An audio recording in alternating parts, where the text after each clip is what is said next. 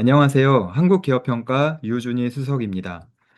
2026년 상반기 미국 이란 전쟁으로 중동의 지정학적 리스크가 확대됨에 따라 주요 거시경제 지표가 예상과 다른 양상을 보였는데요. 전쟁 장기화로 고유가가 지속됨에 따라 물가 상승 압력이 커지면서 금리 인상 가능성이 부각되었고, 환율은 안전자산 선호 등으로 높은 수준을 지속하였습니다. 미국과 이란이 종전 MOU를 체결해서 후속 협상을 진행하는 점을 감안할 때 지정학 리스크는 점차 완화될 것으로 예상하는데요. 올 하반기 유가가 하향 안정화되고 물가 상승률은 완만한 안정 흐름을 보일 것으로 전망합니다. 다만 글로벌 경제는 무역 및 정책 불확실성 등으로 하반기에 성장 모멘텀이 둔화되는 흐름을 보일 전망입니다. 국내 경제의 경우 실질 구매력 제약, 대외 불확실성 등의 부정적인 요인이 있겠지만, 반도체 수출 호조와 설비 투자 회복 등으로 완만한 성장세를 나타낼 것으로 봅니다. 이러한 매크로 환경 속에 주요 산업들의 정기평가 결과와 하반기 전망이 어떠한지 살펴보도록 하겠습니다. 먼저 비우호적인 사업 환경 속에 등급 전망이 부정적인 석유화학 산업부터 보겠습니다. 신용등급 변동사항을 말씀드리면, 금번 정기평가에서 LG화학의 신용등급을 AA 플러스에서 AA로, 여천 NCC의 신용등급을 A-에서 BBB 플러스로 각각 하향 조정하였습니다. 또한 롯데케미칼의 등급 전망을 안정적에서 부정적으로 변경하였습니다. 그 외에 SK지오센트릭, 하나토탈 에너지스, HD현대케미칼의 등급 전망이 부정적으로 유지되었습니다. 석유화학 업황은 전쟁 전후로 변동성이 확대되었습니다. 2025년에는 미중 무역 갈등에 따른 수요 둔화와 글로벌 공급 과잉이 지속되면서 업황 부진이 지속되었고, 올해 2월까지도 제품 스프레드는 낮은 수준에 머물렀습니다. 하지만 3월 들어서 미국과 이란 전쟁이 발발함에 따라 납타 가격이 급등하였고, 공급망 차질과 생산 감소 우려가 확대되면서 화학 제품 가격도 큰 폭으로 상승했습니다.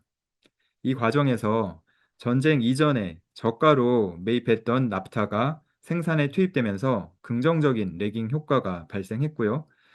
그에 따라서 주요 업스트림 화학사 전반이 오랜만에 1분기 영업 흑자를 기록했습니다.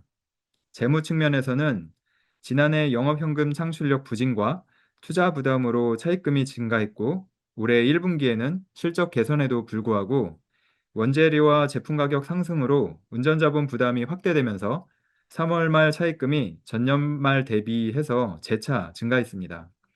하반기에는 업황이 약세로 전환될 것으로 전망합니다. 공급망이 정상화되면서 제품 가격은 점진적으로 하락하는 반면, 상반기 고가에 매입했던 납타가 생산에 투입되면서 하반기에는 역레깅 효과가 발생해서 수익성이 다시 둔화될 가능성이 높습니다. 역내 공급 부담도 재차 상승할 것으로 예상합니다. 중국의 신증설 프로젝트 다수가 이미 상당 부분 진행이 됐고, 에너지 전환에 대비해서 정유 생산을 줄이고 석유화학 제품 생산을 늘린다는 감유 증화 정책 기조를 감안하면 신증설 투자가 지속될 것으로 판단되기 때문입니다. 그래서 연간 기준으로는 상반기 실적 개선 효과에 힘입어서 2026년 영업 실적이 지난해보다는 개선되겠지만, 하반기 업황 둔화를 고려하면 그 개선폭은 제한적일 것으로 전망합니다.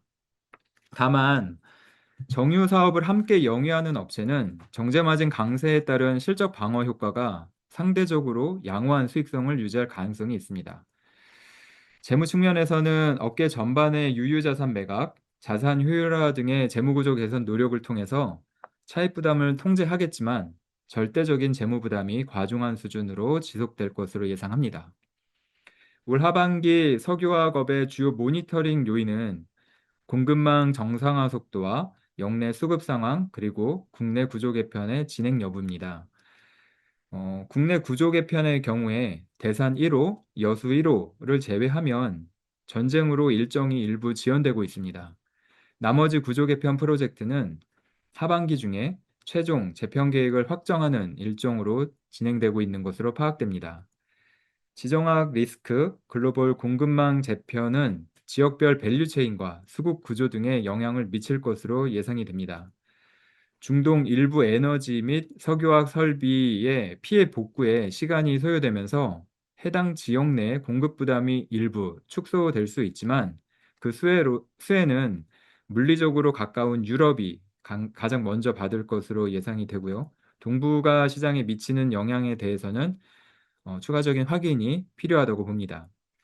한편 중국 업체들이 그동안 비교적 저렴한 이란산 원유, 컨덴세이트 등을 수입해 온 점을 감안하면 국내 업체가 이란산 원유와 컨덴세이트 도입을 통해서 중국 업체와의 원가 우열을 일부 축소할 수 있는 점은 긍정적인 요소라고 판단됩니다.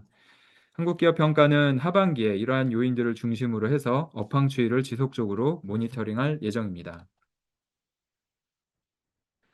비우호적 사업 환경 속의 등급 전망이 부정적인 또 다른 산업으로 건설업이 있습니다.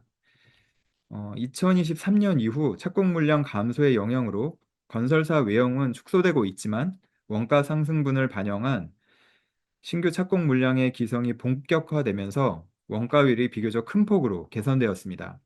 그러나 미분양 관련 대송규모 확대로 한국기업 평가가 유효등급을 보유한 16개 건설사들의 매출액 대비 대손상각비 비율이 2.2%까지 상승하며 원가율 개선폭 대비 수익성 개선은 미미한 수준에 그쳤습니다.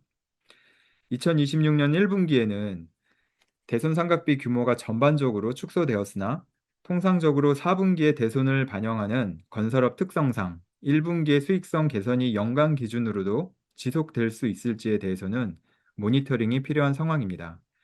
수익성 개선에도 불구하고 미분양 및 미입주와 관련한 운전자본 부담으로 주요 건설사들 대부분 차입 부담을 완화하지 못하며 과중한 재무 부담이 지속되고 있습니다. 하반기에도 수익성은 개선세를 이어가겠지만 차입 부담 완화까지는 시일이 걸릴 것으로 전망합니다. 2025년까지 미분양 관련 대손을 상당 부분 반영한 점을 고려하면 잔여 미회수 채권에 대한 추가 손실 규모는 전년 대비 축소될 것으로 예상하지만 대출 규제와 부동산 시장 불확실성이 여전히 높은 상황에서 매출 채권 회수를 통한 실질 현금 유입 규모는 크지 않을 것으로 보입니다. 게다가 신규 사업장들의 초기 분양 성과가 과거 대비 저하된 점도 차입 부담 완화를 제약하는 요인이 될 것입니다.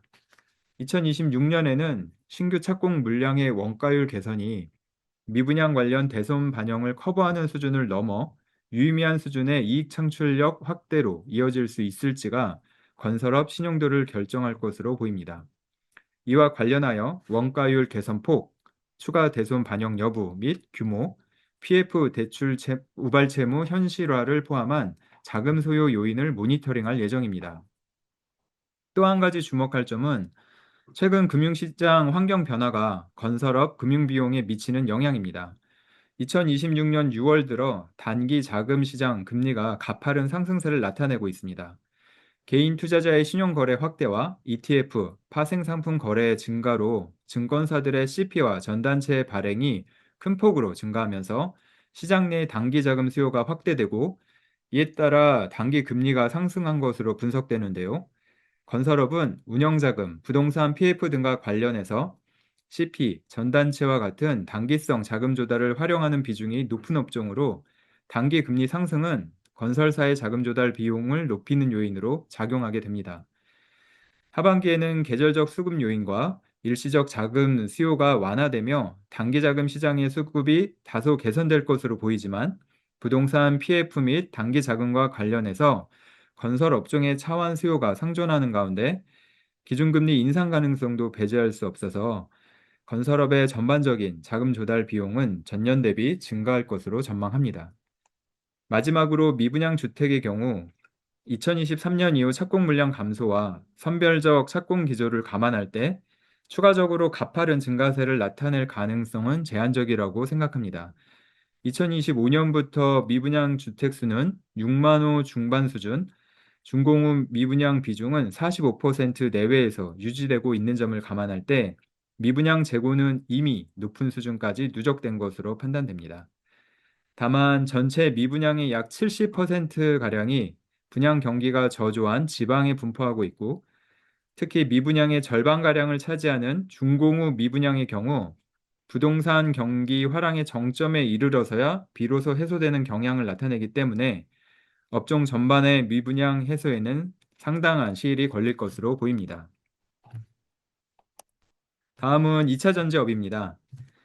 근본 정기평가에서 대규모 영업적자와 차입부담 확대를 반영해서 SK 아이테크놀로지, SK 넥실리스, 엔캠의 신용등급을 하향 조정했습니다.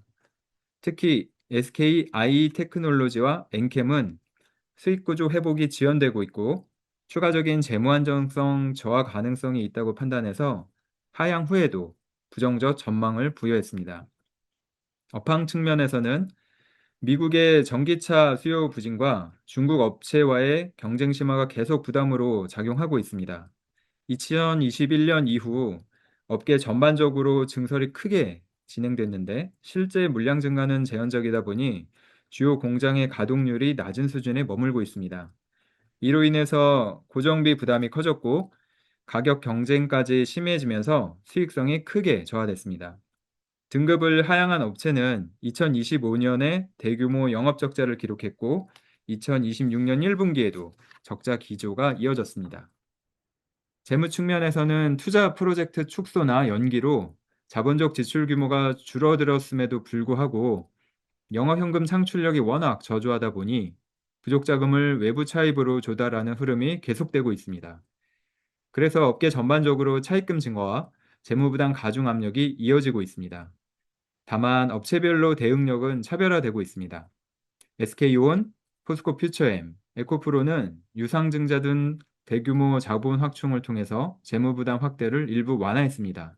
또한 SK온과 포스코퓨처엠의 경우 사업 포트폴리오 효과로 배터리 외의 사업 부문에서 이익을 창출함에 따라 배터리 부문 적자를 보완한 점이 재무 안정성 지지에 긍정적으로 작용했습니다. 반면에 자구한 이행 성과가 제한적인 업체들은 차입금 증가와 재무 안정성 저하가 이어지고 있습니다. 하반기 전망은 셀과 소재로 나눠서 말씀드리도록 하겠습니다. 먼저 셀 업체의 경우 미국 ESS양 물량 확보를 추진하고 있지만 단기간 내 실적 회복은 쉽지 않을 것으로 봅니다. 미국 전기차 수요 부진이 이어지고 있는 상황에서 국내 셀 업체들은 상대적으로 성장성이 양호한 ESS 시장으로 대응하고 있습니다. 그러나 ESS 시장은 LFP 배터리 중심이고 국내 업체들이 관련 생산 능력을 확보해서 수주 물량을 본격적으로 양산하기까지는 시간이 필요합니다. 따라서 ESS양 수주 확대가 실질적인 매출과 수익성 개선으로 이어지는 시점은 2027년 하반기 이후로 예상합니다. 소재 업체는 셀 업체에 대한 의존도가 높기 때문에 전방 셀 업체의 물량 회복에 연동된 실적 흐름을 보일 전망입니다. 다만 소재별로 ESS양 수혜 시점은 다를 것으로 봅니다. 분리막, 동박, 음극재처럼 삼원계와 LFP 배터리에 모두 적용 가능한 소재는 상대적으로 빠르게 대응할 수 있겠지만 양극재의 경우 LFP용 생산 능력 확보가 필요하기 때문에 수혜 시점이 늦어질 수 있고 이 과정에서 추가 투자 부담이 발생할 수 있습니다. 한국기업평가는 ESS 수주잔고 확충 및 생산 능력 확보 수준이 2026년 하반기 2차 전지업 신용도의 핵심 키 이슈라고 봅니다. 미국 전기차량 수요 둔화가 2027년까지 이어질 가능성이 있는 만큼 ESS는 중장기 성장 동력과 수요처 다변화 측면에서 중요한 시장입니다. LG에너지 솔루션은 올해 3월 말 기준으로 140기가와트 아워 규모의 ESS 수주 잔고를 확보했고 연말까지 북미에서 50기가와트 아워를 넘는 ESS 생산 능력을 갖출 계획입니다. SK온도 작년 9월 최초로 미국 ESS 계약을 수주했고 올해 하반기부터 공급을 시작할 예정입니다. 다만 전기차용 3원계 중심 생산 구조를 ESS용 LFP 체계로 전환하는 과정에서 적격 공급망 구축, 양산 안정화, 수율 관리에 대한 불확실성이 남아있기 때문에 셀 업체를 비롯한 주요 업체들의 ESS 대응 상황에 대해 모니터링이 필요합니다. 미국 PFE 규정 도입이 국내 업체들에게 미칠 영향도 주요 이슈로 볼 수 있는데요. PFE 규정은 국내 업체에 있어 기회와 동시에 부담 요인으로 작용할 전망입니다. 셀업체 입장에서 PFE 규정은 중국 업체의 미국 시장 진입을 제한한다는 점에서 긍정적입니다. 미국 생산 거점을 보유한 국내 셀 업체는 AMPC 수출을 통해 수익성을 방어하고 중국 업체 대비 우위의 공급 지위를 확보할 수 있습니다. 반면 부담 요인도 있습니다. ESS 시장은 LFP 배터리 중심인데 LFP 배터리와 핵심 소재 공급망은 중국 의존도가 높습니다. 따라서 국내 셀 업체가 미국 ESS 시장을 공략하려면 PFE 요건에 맞는 비중국 LFP 공급망을 구축해야 합니다. 이 과정에서 적격 원재료와 소재 조달처 확보, 품질 검증, 원가 경쟁력 확보에 시간과 비용이 상당히 소요될 것으로 봅니다.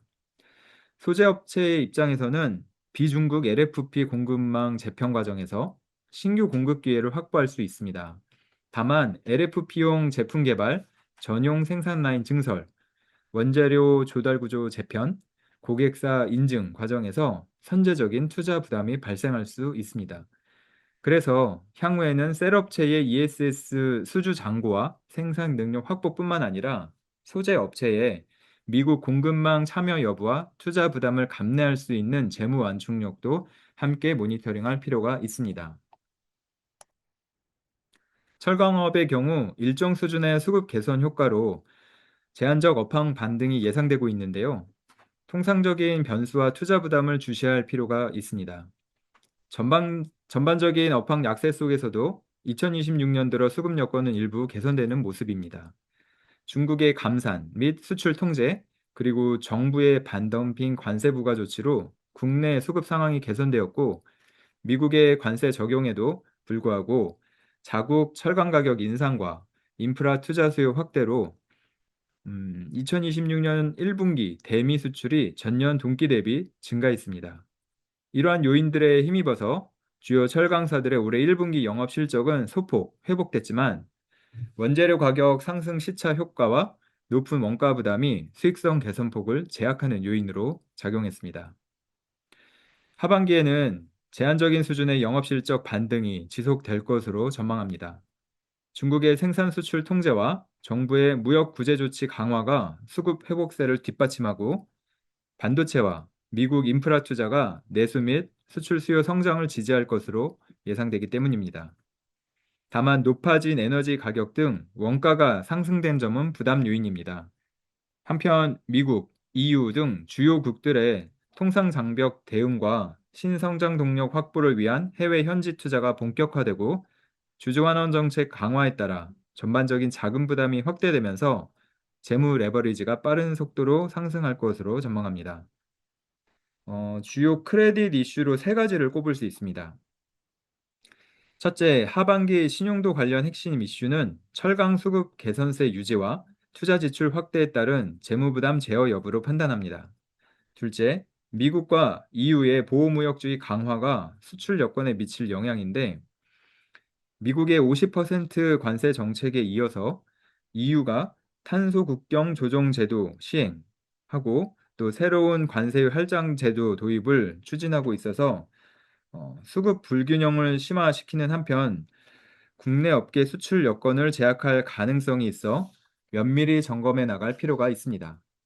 그리고 세 번째로 대규모 설비 투자 추진에 따른 차입 부담의 통제 여부에 주목할 필요가 있습니다. 향후 재무부담 통제 수준이 업체별 신용도에 미치는 영향력이 점차 확대될 것으로 보이기 때문에 연간 자금 순유출 부담과 재무부담 통제 수준에 대해 지속적인 점검이 필요할 것으로 판단합니다. 다섯 번째로 자동차 및 부품업을 보겠습니다. 국내 자동차 산업을 대표하는 현대차와 기아는 유럽 친환경차 경쟁 심화와 미국 이란 전쟁에 따른 지정학적 리스크에도 불구하고 글로벌 주요 시장에서 안정적인 판매 흐름을 이어갔습니다. 2025년 2분기부터 미국 자동차 부품 관세가 실적에 반영되면서 수익성이 저하되었으나 관세를 제외한 양사 수익성은 2024년과 유사한 수준을 기록하고 있어 본원적인 수익 구조 역시 우수한 수준을 유지한 것으로 판단하고 있습니다. 당초 부품업계는 관세를 직접 부담할 경우 큰 폭의 수익성과 재무 안정성 저하가 우려되었습니다. 다만 완성체 업체가 판가를 조정하거나 관세를 직접 보존해주면서 우려와 달리 양호한 수익성과 재무 안정성을 유지할 수 있었습니다. 올해 하반기부터 현대차와 기아가 대규모 신차 출시를 계획하고 있습니다. 글로벌 견조한 수요를 유지하고 있는 하이브리드는 차세대 시스템인 TMED2가 탑재된 모델을 내세워 상품성을 강화하고 내연기관과 전기차도 주요 시장 특성에 맞춰 모델을 전개할 것으로 예상됩니다. 양사가 2026년에 부담할 자동차 부품 관세는 2025년과 유사한 수준으로 추정됩니다. 다만 신차는 일반적으로 평균 판매 가격이 이전 모델 대비 높게 책정되고 출시 초기 수요가 집중되면서 인센티브도 낮게 운영될 수 있습니다. 신차 출시를 통한 마진율 개선과 더불어 1,500원을 상회하는 고환율이 지속되고 있는 점도 실적에 긍정적으로 작용할 것으로 전망합니다. 반면 부품업계는 완성차 업체가 관세 부담과 최근 원자재 가격 인상에 대응하기 위해 추진하는 원가 절감이 실적에 미칠 영향에 대해 확인이 필요합니다. 올 하반기 자동차 및 부품업 신용도의 핵심 키 이슈는 이원화된 영업 환경에서 시장별 경쟁력 확보 여부입니다.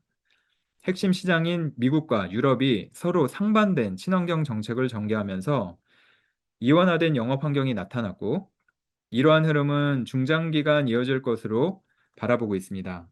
현대차와 기아가 시장별 특성에 맞춰 추진하고 있는 판매 전략이 실제 판매 성과로 이어질 수 있는지에 대해서 모니터링할 것입니다. 또한 유럽 자동차 옴니버스 산업 가속 확법 제정도 주요 이슈입니다. EU 집행위원회가 메이드 인 EU와 소형 전기차 요건을 도입하면서 현지 생산과 전동화 전환을 촉진하고 있습니다. 특히 소형 전기차의 수요와 공급 혜택을 명시하면서 전기차 시장 경쟁 구도가 소형차 위주로 변화할 것으로 예상하고 있습니다. 단기적으로 현지의 생산 기반이 없는 중국계 업체의 경쟁력이 약화될 것으로 예상되는데, 현대차와 기아도 규제 대응을 위해 일부 생산 라인 조정 등이 필요할 것으로 보입니다. 최종 시행될 법안의 세부 규정과 현대차 및 기아의 대응 방안에 대해 모니터링이 필요합니다. 다음으로 소매 유통업을 보겠습니다.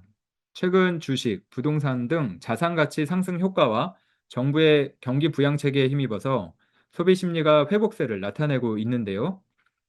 이러한 가운데 소매 유통업체들은 외형 확대보다는 수익성 중심의 사업 전략을 펼치고 있습니다. 점포 효율화, 생산성 중심의 사업 포트폴리오 조정, 조직 슬림화 등을 추진하면서 수익성 방어에 주력한 결과 업계 전반의 외형은 정체되었지만 영업 수익성은 개선되는 흐름을 나타냈습니다. 하반기 내수 경기는 자산 효과, IT 기업 경기 호조, 정부의 추경 집행 등으로 전년 동기 대비 나아진 수준을 이어갈 것으로 전망합니다. 다만 K자형 경제 성장과 고환율, 고유가에 따른 물가 상승 압력으로 소비 양극화 현상이 심화되고 있어서 업태별 실적 방향성은 차별화될 것으로 예상합니다. 백화점은 고소득층 소비 증가와 방한 외국인 증가 등 우호적인 사업 환경으로 인해 실적 개선세를 이어갈 것으로 예상하는데요. 그 밖에 업태들은 외형 성장이 둔화될 전망입니다. 그럼에도 불구하고 이익 중심의 경영 기조가 이어지면서 일정 수준 영업 수익성을 방어할 것으로 기대합니다. 2026년 하반기 소매 유통업 신용도의 키 이슈는 소비 심리 회복의 지속성입니다. 최근 경기 호조가 반도체를 비롯한 수출 대기업과 자산 보유 계층에 집중되면서 정부는 상대적으로 소비 여력이 위축된 계층의 구매력을 보완하고 내수 경기를 회복시키기 위해 재정 지출을 확대하고 있습니다. 하지만 이러한 정책적 부양은 재정 부담과 인플레이션을 유발하기 때문에 장기적으로는 지속되기가 어렵습니다. 또한 높은 가계부채 부담과 고물가 지속, 시장금리 상승에 따른 조달 여건 저하 등 여러 부담 요인이 존재합니다. 이에 따라 최근에 소비 심리 반등이 구조적이고 광범위한 소비 회복으로 이어질 수 있을지 모니터링이 필요합니다. 일곱 번째로 정유업에 대해 말씀드리겠습니다. 정유업 정기평가 결과를 말씀드리면 SK이노베이션, GS칼텍스, S오일, HD 현대오일뱅크와 같은 국내 정유사들의 신용등급과 등급 전망이 기존과 동일하게 유지되었습니다. 2025년에 미국의 관세 부과와 경기 둔화 우려, 그리고 오펙 플러스의 증산 계획 등의 영향으로 인해서 국제 유가가 하락세를 보였습니다. 그러나 금번 3월 전쟁 여파로 유가 변동성이 확대됐는데요. 전쟁이 발발하면서 원유와 석유 제품 가격이 급등했고 호르무즈 해협 봉쇄로 두바이유는 4월과 5월 100달러 내외를 유지했습니다. 다만 6월부터 협상 진정과 종전 기대감이 반영되면서 80에서 90달러대로 점차 하락을 했고 지난주부터는 60달러대를 기록하기도 한 상황입니다. 반면 정제 마진은 2025년 유가 하향 안정화, 노후화된 비효율 정제 설비 폐쇄 등의 영향으로 개선되는 모습을 보였고 올해 3월 전쟁으로 급상승한 이후 4월과 5월 감소세로 전환했지만 6월 종전 논의에도 전쟁 이전보다 높은 수준을 유지하고 있는 상황입니다. 정유사 네 곳의 실적을 보면 2025년에는 정제 마진이 양호했음에도 불구하고 유가 하락에 따른 재고 관련 손실로 수익성이 다소 저하됐습니다. 반면 올 1분기에는 정제 마진 강세와 3월 유가 급등에 따른 재고 이익, 그리고 레깅 효과가 동시에 반영되면서 전년 동기 대비 외형 성장과 수익성 개선을 기록했습니다. 그리고 재무 측면에서는 2025년 각사가 영업부채 활용, 그리고 유유자산 매각, 자본성 조달 확대 등을 통해 차입 부담을 줄였습니다. 다만 올해 1분기에는 수익성 개선에도 불구하고 유가와 제품 가격 상승으로 운전자본 부담이 확대되면서 3월 말 차입금이 전년 말보다 다소 증가했습니다. 올해 하반기에는 공급망이 정상화되더라도 유가가 급격히 하락하기보다는 점진적으로 안정될 것으로 보고 있습니다. 물론 현재 종전 기대감으로 두바이 유가가 60달러대로 하락했지만 향후 비축류 등의 리스토킹 수요와 공급망 정상화에 필요한 시간을 고려할 때 유가 하방은 제한될 것으로 예상합니다. 또한 중동 지역 복구에는 시간이 필요하고 글로벌 정제 설비 캐파도 수요 대비 충분치 않은 상황이어서 정제 마진도 전쟁 이전보다 높은 수준을 유지할 것으로 전망합니다. 이에 따라 2분기 이후에는 유가 하락에 따른 재고 손실로 분기 실적이 1분기 대비 저하되겠지만 정제 마진 강세를 바탕으로 이익 창출력을 일정 수준 유지할 것으로 예상합니다. 따라서 연간 기준으로는 2025년 대비 개선된 실적을 기록할 것으로 전망하며 현금 창출력과 투자 부담 완화 등을 토대로 재무 안정성도 양호한 수준을 유지할 것으로 봅니다. 하반기 주요 모니터링 요인에 대해 말씀드리겠습니다. 유가와 정제 마진 수준과 함께 3월부터 시행된 석유 최고 가격제에 따른 손실 보전 규모와 실제 지급 시기 등에 대한 확인이 필요합니다. 현재 진행 중인 정유사 가격 담합 조사 결과 역시 향후 수익성과 손실 보전 규모에 영향을 줄 수 있어서 지속적으로 모니터링할 계획입니다. 그리고 두 번째로 미국 이란 종전 이후 이란산 원유의 시장 복귀 영향을 볼 것입니다. 종전 MOU와 미국의 임시면허 발급으로 이란산 원유 공급이 재개되었으며 국제 원유 수급에 미치는 영향에 대한 확인이 필요합니다. 국내 정유사의 경우 2019년 이후 이란산 원유 수입을 중단했지만 이란산 원유의 도입 단가가 비교적 저렴한 점을 고려하면 다시 도입할 가능성이 있고 원가 절감에 긍정적 영향을 미칠 것으로 예상하기 때문에 이런 부분들에서 모니터링할 계획입니다. 다음은 항공운송업입니다. 금번 정기평가를 통해 대한항공의 등급 전망이 긍정적으로 변경되었고 아시아나항공은 합병법인 대한항공의 신용도를 감안해서 긍정적 검토 대상에 등록되었습니다. 미국 이란 전쟁 발발로 상반기 항공사들의 원가 부담이 가중되었습니다. 운항 측면에서의 영향은 크지 않았지만 항공 유가가 2배 이상 상승하면서 항공사 원가의 30%를 차지하는 연료 유류비 부담이 크게 증가했습니다. 유류 할증료를 통해 연료비 상승분의 일부를 판가에 전이하고 있지만 45일가량의 반영 시차가 있고 이미 발권된 항공권에는 반영이 되지 않습니다. 특히 유류 할증료 인상으로 티켓 가격이 상승하면 여객 수요가 하방 압력을 받기 때문에 수요가 충분치 않은 노선에서는 유류 할증료가 인상되더라도 기본 운임을 낮춰야 하므로 결과적으로 운임 전가가 쉽지 않습니다. 올해 하반기에도 당분간 항공유 관련 원가 부담이 잔존할 것입니다. 전쟁 이전 수준으로 가격이 하향 안정화되기까지는 적지 않은 시일이 소요될 전망입니다. 수급 측면에서 5월까지 여객수는 작년보다 크게 증가했지만 5월 발권분부터는 유류 할증료 인상 여파로 당분간 여객 수요가 일부 위축될 가능성이 있습니다. 다만 중장기적으로는 유가가 완만한 하락세를 보이면서 여객 성장 모멘텀이 재차 회복될 전망입니다. 올해 하반기 신용도의 키 이슈는 유가 안정화 속도와 항공사들의 탄력적인 기재 운용을 통한 손익 변동성 최소화 여부입니다. 아시아나 항공의 합병 주총, 마일리지 통합안 승인 등 양대 풀서비스 항공사의 합병 절차에 대해서도 점검할 예정입니다. 한편 지정학적 리스크와 글로벌 공급망 재편에 따라 항공시장의 무게추가 변화할 것으로 판단됩니다. 과거에는 운항 효율성 중심의 사업 모델이 필수적이었던 반면 앞으로는 시장 대응력을 갖춘 사업 모델의 중요성이 높아질 것입니다. 다각화된 대규모 기단을 통한 유사시 기재 대응력, 노선 편성의 유연성, 여객 사업 외의 포트폴리오 다변화 등 시장 대응력이 향후 항공사 사업 안정성의 핵심이 될 것으로 보입니다.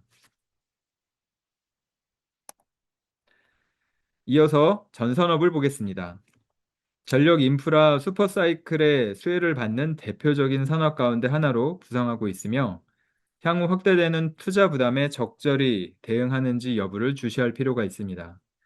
전력 인프라 투자 수요는 구조적 성장 국면에 진입한 것으로 분석됩니다.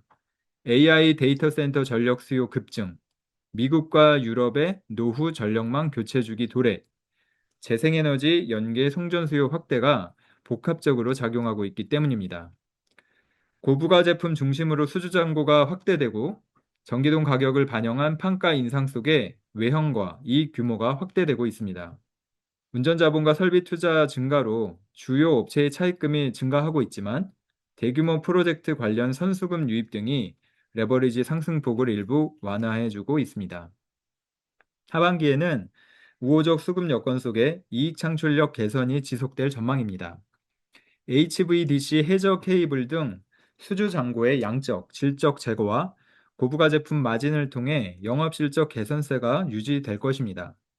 턴키 프로젝트 비중 상승과 원재료 가격 강세로 인한 운전자본 부담, 해저 케이블 증설 등으로 자금 소요는 확대되겠지만 기확보 수주와 증설 효과에 기반한 현금 창출력 향상으로 투자 부담의 상당 부분에 대응 가능할 것으로 봅니다. 한국기업평가는 이러한 전망에 기초해서 글로벌 상위권의 시장 지위 및 고부가 제품 경쟁력을 갖춘 LS전선의 등급 전망을 안정적에서 긍정적으로 변경하였습니다. 전선업의 주요 크레딧 이슈는 세 가지입니다. 첫째로 하반기 신용도 관련 핵심 이슈는 투자 확대에 따른 차입 부담의 적절한 통제와 현금 흐름 선순환 구조 전환 여부입니다.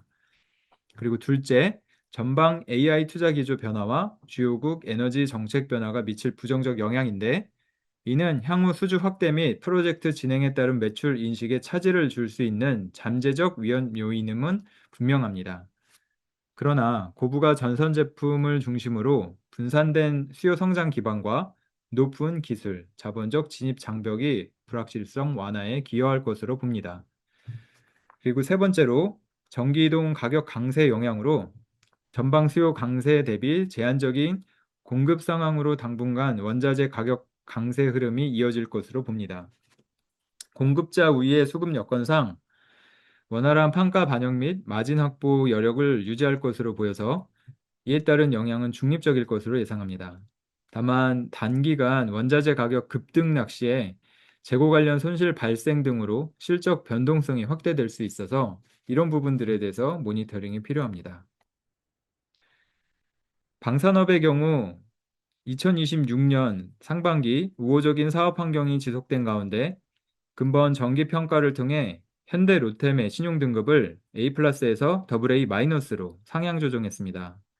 폴란드양 K2 전차 수출 물량 인도 확대에 따라 디펜스 솔루션 부문의 외형과 수익성이 크게 개선됐고 레일 솔루션 부문도 흑자 전환하면서 전사, 영업 실적 개선세가 확인된 점을 반영했습니다. 여타 주요 방산 업체들의 신용 등급과 등급 전망은 기존 수준을 유지했습니다. 올해 상반기 방산업의 주요 이슈는 미국과 이란 전쟁을 계기로 중동 지역의 방공, 요격 체계 수요가 재차 부각되었다는 점입니다. 전쟁 기간 중에 미사일과 드론 공격이 반복되면서 중동의 주요 국가들의 방공망 보강과 요격탄 재고 확충 필요성이 높아졌습니다. 특히 UAE에 배치된 청궁2의 실전 운영 성과가 확인되면서 국내 방공 체계의 수출 레퍼런스가 강화되었습니다. 패트리어트 등 해외 방공 무기 체계의 높은 도입 비용과 제한적인 공급 여력을 감안하면 가격 경쟁력과 납기 대응력을 보유한 국내 무기 체계의 수출 기회가 확대될 수 있는 환경이라고 판단하고 있습니다. 국내 주요 방산업체들은 최근 수년간 수주 잔고 확대를 바탕으로 외형 성장과 수익성 개선세를 이어갔습니다. 현대 로템은 폴란드양 K2 전차 1차 물량 인도가 완료되면서 디펜스 솔루션 부문의 수익성이 크게 개선됐고 하나 에어로스페이스는 K9, 천무 등 방산 수출 물량을 중심으로 높은 이익 창출력을 유지했습니다. 한화 시스템은 중동양 엠셈, MFR 등 주력 방산 사업의 실적은 안정적이나 필리 시비아드의 저수익 선종 손실과 정상화 비용이 연결 기준 수익성을 제약하였습니다. 올해 하반기에도 기 확보 수주 잔고를 토대로 방산업의 실적 개선세는 지속될 것으로 전망하고 있습니다. 국내 주요 방산업체들은 3, 4년치 이상의 수주 잔고를 확보하고 있으며 납품 스케줄상 하반기에도 지속적인 물량 인도가 예정되어 있습니다. 종전 이후 전쟁 기간 중 확대되었던 긴급 조달이나 조기 인도 수요는 일부 완화될 수 있으나 방어체계 보강과 요격탄 재고 확충 필요성이 확인된 만큼 중동 지역의 방공 요격체계 수요는 지속될 것으로 예상됩니다. 또한 글로벌 주요 방산업체들의 공급 능력 확대가 단기간 내 제한적인 점을 감안할 때 국내 업체들의 가격 경쟁력과 납기 대응력은 여전히 유효한 경쟁 요인으로 판단됩니다. 2026년 하반기 신용도의 핵심 이슈는 기수출, 기수주한 수출 프로젝트의 원활한 납품 진행과 신규 수주 성과입니다. 수출 프로젝트는 현지화, 기술 이전, 후속 군수 지원, MRO 등 부대 조건이 병행되는 경우가 많아서 국내 사업 대비 관리 난이도가 높은 편입니다. 이에 따라 차질 없는 제품 인도, 원활한 잔금 회수, 핵심 부품 조달 및 협력업체 관리 수준이 주요 모니터링 요인입니다. 생산 물량이 늘어나는 과정에서 선수금이 소진되고 재고와 매출 채권이 증가할 수 있어서 운전자본 부담 통제 여부도 함께 점검할 계획입니다. 방산업은 지정학 리스크가 확대되는 국면에서 수요가 증가하는 산업으로 이번 중동 전쟁은 국내 방산업체들의 수출 경쟁력을 다시 확인시키는 계기로 작용하였습니다. 특히 미사일, 드론 위협에 대한 방어체계 보강 필요성이 확인되었고 국내 무기체계의 실전 운영 성과가 알려지면서 중동 지역뿐만 아니라 동남아시아, 유럽, 중남미 등으로 수출 지역이 확대될 가능성도 존재합니다. 향후 청궁2 후속 물량뿐만 아니라 엘셈, 장사정포 요격체계, KF-21 등 신규 무기체계로 수출 품목이 확대되고 수출 지역이 다변화되는 경우 국내 방산업체들의 사업 기반과 수주 경쟁력 제고에 긍정적으로 작용할 것으로 예상합니다. 다음 메모리 반도체 산업 보겠습니다. 반도체 산업은 AI 메모리 초호황 국면이 당분간 지속되면서 우호적인 사업 환경이 유지될 것으로 예상합니다. AI 메모리 수요가 범용 제품으로 확산되면서 초과 수요 양상이 심화되고 있습니다. 추론 AI 확산으로 서버 증설 투자 수요가 본격화되었고 메모리 3사의 한정된 생산 능력 내에서 HBM이 선당 공정 자원을 잠식함에 따라 우호적인 수급 환경이 컨벤셔널 제품 전반으로 번지고 있습니다. 이러한 흐름 속에 SK 하이닉스는 시장 선점을 바탕으로 2025년에도 최대 영업 실적을 경신하였으며 2025년 말 기준 순현금 구조로 전환하는 등 재무 구조도 크게 개선됐습니다. 한국기업평가는 이런 점을 반영해서 2026년 초 신용등급을 AA 에서 AA 플러스로 상향 조정했습니다. 올해 하반기에도 우호적인 수급 환경과 메모리 가격 강세 기조가 이어질 것으로 예상합니다. 하이퍼스케일러 캐펙스는 전년 대비 70% 이상 증가하지만 메모리 3사의 신규 생산 능력 가동은 2027년 하반기 이후에 집중되어 있어서 공급자 우위의 수급 환경이 유지될 전망입니다. SK하이닉스는 2026년 연간 40조에서 50조 원 규모의 대규모 캐펙스가 예정되어 있고 AI 밸류체인 구축을 위한 지분 투자도 본격화될 전망입니다. 그러나 대폭 향상된 영업 현금 창출력과 ADL 발행에 기초한 46조 원 규모의 유상 증자 등을 통해서 순현금 축적 기조를 이어갈 것으로 보입니다. 반도체업의 주요 크레딧 이슈는 세 가지입니다. 첫째, 하반기 SK 하이닉스 신용도 관련 핵심 이슈는 선도적 시장 지위를 유지하면서 메모리 고유의 업황 변동과 높은 투자 부담에 대응할 재무 여력을 꾸준히 축적해 나가는지 여부로 판단됩니다. 둘째, 글로벌 하이퍼스케일러의 투자 기조 변화 가능성인데 클라우드 매출이 견조한 성장세에 있고 아직까지 절대 레버리지 부담이 낮은 수준인 점을 비추어 볼 때 급격한 위축보다는 점진적인 속도의 투자 조절로 대응할 가능성이 높다고 전망합니다.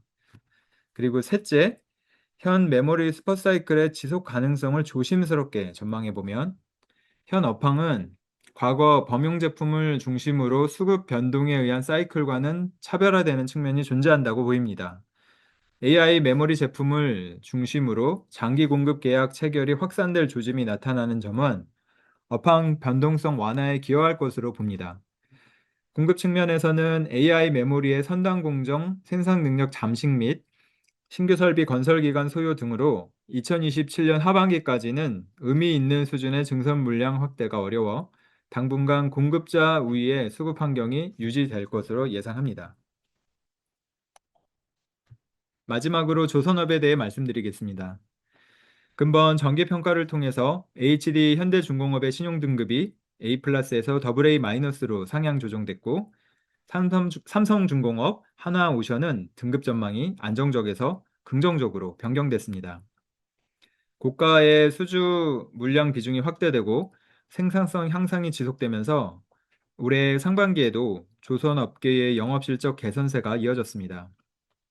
선박 신조선가는 2024년 9월 피크 이후에 소폭 하락했지만 여전히 높은 수준을 유지하고 있습니다.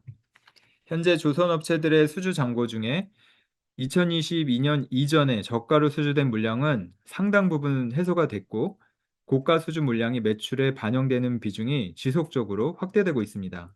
특히 국내 조선업체들은 LNG 운반선, 대형 컨테이너선과 같이 부가가치가 높은 선종을 주력으로 하고 있어서 더욱 높은 수익성을 확보하고 있습니다.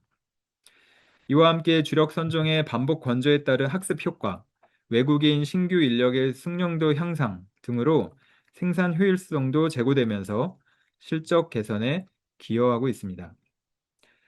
하반기에도 실적 우상향 모멘텀은 유효할 전망입니다. 현재 국내 조선업계는 수익성을 고려해서 선별 수주한 물량을 중심으로 약 3년치의 충분한 수주 잔고를 확보하고 있습니다. 이에 따라 고가 잔고의 실적 반영과 생산성 향상 추세는 당분간 지속될 것으로 예상됩니다. 업체에 따라서는 상선 부문 외에 해양 부문의 공정이 본격화되면서 추가적인 실적 개선 요인으로 작용할 가능성도 존재합니다. 조선업의 하반기 신용도의 키 이슈는 중대재해 사고와 같이 비경상적인 공정 병목 요인을 적절히 통제하면서 공정 효율성 개선이 유지되는지 여부입니다. 이와 함께 적정 성과의 신규 수주가 지속적으로 이루어지면서 수주 잔고의 양과 질이 유지되는지에 대해서도 점검할 예정입니다.